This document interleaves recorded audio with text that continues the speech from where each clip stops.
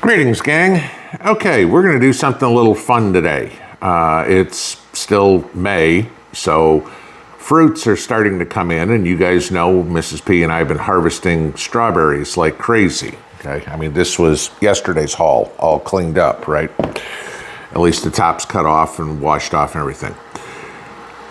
We've already made 16 pints of jam. That's plenty. We dehydrated 10 pounds worth of strawberries. I figure I'm going to take this, which is, I figured 3 or 4 pounds of strawberries, and I'm going to juice it, and I'm going to make strawberry wine out of it. I'll probably get a couple of bottles of wine. Now, last year I tried using a juicer with pears, okay, to make wine, juicer like you make for a smoothie or something like that. Did not work, okay? Way too much pulp, everything like that in it. So this year what I'm going to do is use a steam juicer to extract the juice, and that way I should have a completely clear juice to start the wine. So let's go do that first. Okay, so I'm guessing that most of y'all know what a steam juicer is. Obviously, it's what's sitting there on the left side of the screen. You've got a water pan on the bottom. You've got in the center, it is where the juice is going to collect, and on the top is a colander where we put the fruit. As you see the hose coming out there the front, that's where all the juice will come out. So what I'm going to do is dump all my berries in there, cover it up, and let this thing work.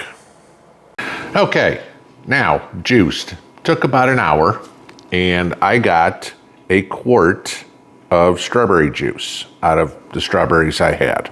Okay, fine, no big deal. Now, what I want to do is leave this to cool down to room temperature.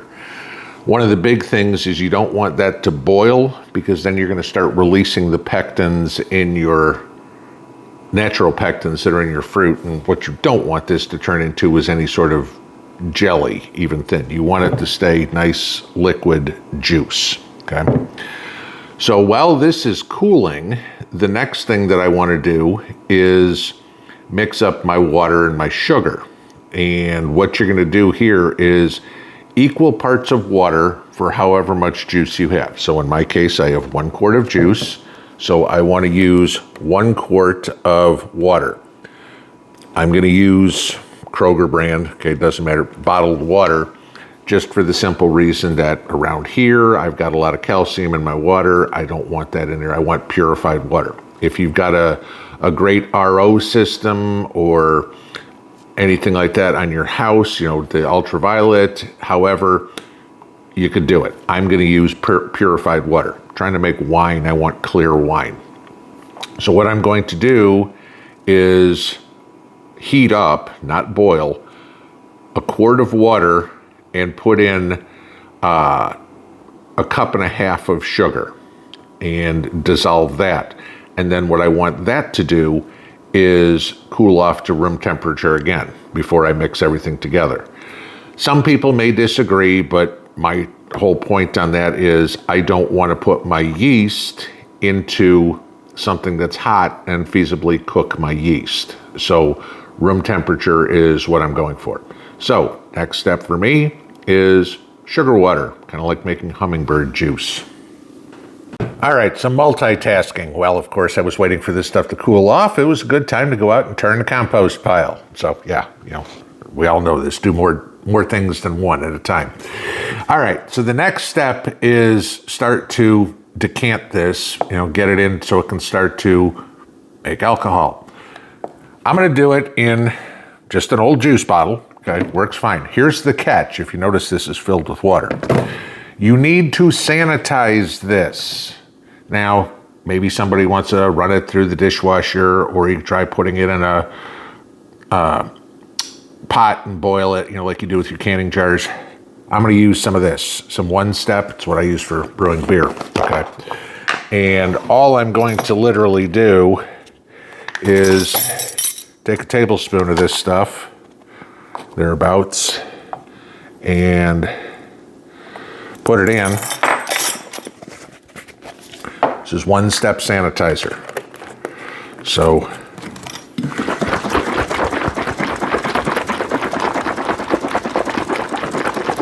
close it up, shake it up, make sure you get the lid, whole 9 yards, okay, and let this sit for 5 minutes. Then I'm gonna dump the water out of here. Do not rinse it. That will defeat the whole purpose of sanitizing it, okay? Because now you're putting what's potentially contaminated water in or anything like that. Dump it out, shake it out really good to dry, and then what we're gonna do is make the wine. Okay, I have now sanitized my bottle. I have also sanitized my funnel inside and out, all right? And so now what I'm going to do is take my strawberry juice,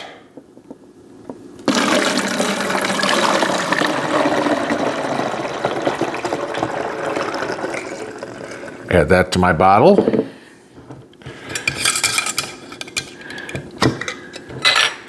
And I'm going to take my sugar water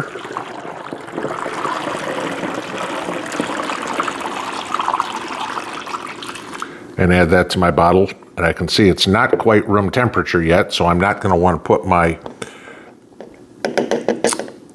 yeast in. All right, so now that I've got that done, I left the lid over there. Okay, so next thing I'm going to do, I'm going to put the lid on, shake this all up so it is well mixed, and then we'll come back from there once this is cooled down. Okay, now that my wine, if you will, has cooled down close enough to room temperature, what I want to do is get ready to add my yeast. So the first thing I want to do is get a little Petri dish, 3 or 4 tablespoons worth of water that's around 100 degrees Fahrenheit, okay? We're going to add yeast. Now, this is brewer's yeast. It's what I've got, okay? You can go out and buy wine yeast if you want. You can use regular Fleischmann's bread yeast. It will work. It's not going to get you as high of a alcohol content in the wine, but it will work. And all I'm going to do is pour my yeast into that water, and I'm going to stir it up and let it sit for about 5 minutes. I want to activate that yeast. Okay, so now my yeast has activated, and all I'm going to do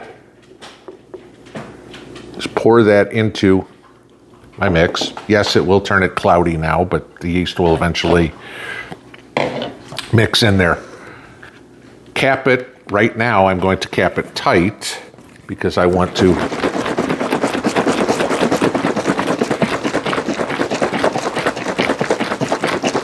get that yeast throughout. And sure, it looks cloudy now.